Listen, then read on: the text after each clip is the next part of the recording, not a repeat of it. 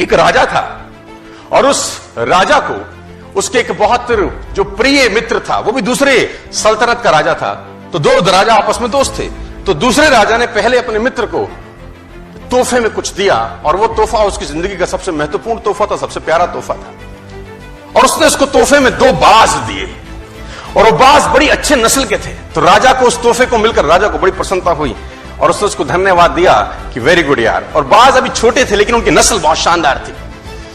अच्छी नस्ल के बाज देकर राजा प्रसन्नचित हुआ और उसने अपने महल में जो ट्रेनर था, जो पशु पक्षियों को ट्रेन करता था, वो बाज उसके हैंडओवर किए कि इसको तू ट्रेन कर। मैं चाहता हूं ये बड़ी अच्छी नस्ल के बाज हैं, तेरे हाथ में आए हैं, तो उनको उड़ना सिखा, कलाबाजियां सिखा, पैंतरे सिखा, युद्ध नीति सिखा, सब कुछ सिखा और फिर मेरे पास आई।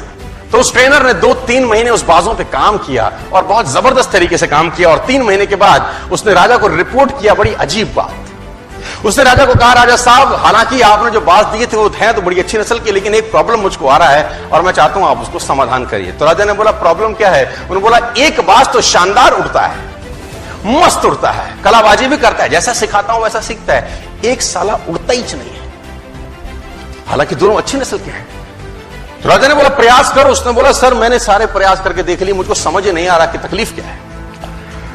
तो राजा ने बोला, किसी और को हायर करो, अपने शहर में, अपने एरिया में, अपनी सल्तनत में कोई ऐसा आदमी ढूंढो जो पक्षी प्रेमी हो, ऐसा आदमी ढूंढो जो नेचर लविंग हो, जो बाज से बात कर सके, उससे पूछे समस्या क्या है, दूसरा भी तो तेरी भांति दनादन उड़ रहा है, तेरे को क्या तकलीफ है?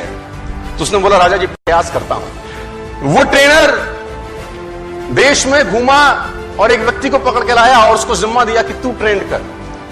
और ठीक इस घटना के 3 से 4 दिन के बाद जब उसको वो व्यक्ति मिला, उस व्यक्ति को उसने वो बाज हैंडओवर किया कि इसको समझ नहीं आ रहा अपने को तकलीफ क्या है। उसने बोला, इसको तो मैं उड़ा दूंगा। सिंपल सा ग्रामीण सा आदमी, किसान सा आदमी।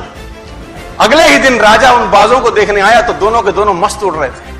राजा ने बोला कि ये कैसे चमत्कार किया? तो बोला, ये तो साधारण सा एक गांव वाला है, इसने कर दिया ये काम।